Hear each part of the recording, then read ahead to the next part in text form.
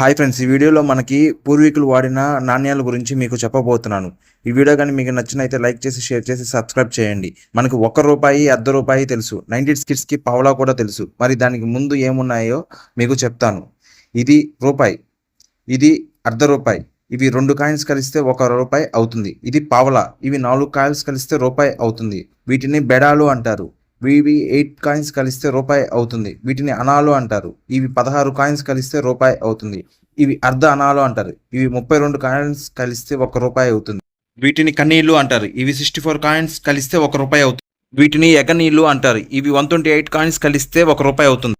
ఇవి దమ్మిడీలు. మనీ ఉన్నాయిరా అంటే మన దగ్గర దమ్మిడి కూడా లేదు అని అంటాంగా, అవే ఇవి. ఇవి 192 కాయిన్స్ కలిస్తే ₹1 అవుతుంది. వీటిని రోలీలు అంటారు. ఇవి 384 కాయిన్స్ కలిస్తే ₹1 అవుతుంది.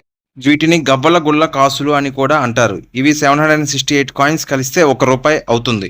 అదేనండి, అమ్మాయిని పెళ్లి చేసుకుంటే నా ఆస్తిలో చిల్లి గవ్వ కూడా రాదు అంటారు కదా, అవే ఈ గవ్వలు. ఈరోజు మీరు ఒక కొత్త విషయం తెలుసుకున్నాను అనుకుంటే ఈ పోస్ట్ని జస్ట్ లైక్ చేయండి, అలాగే మీ ఫ్రెండ్స్కి షేర్ చేయండి.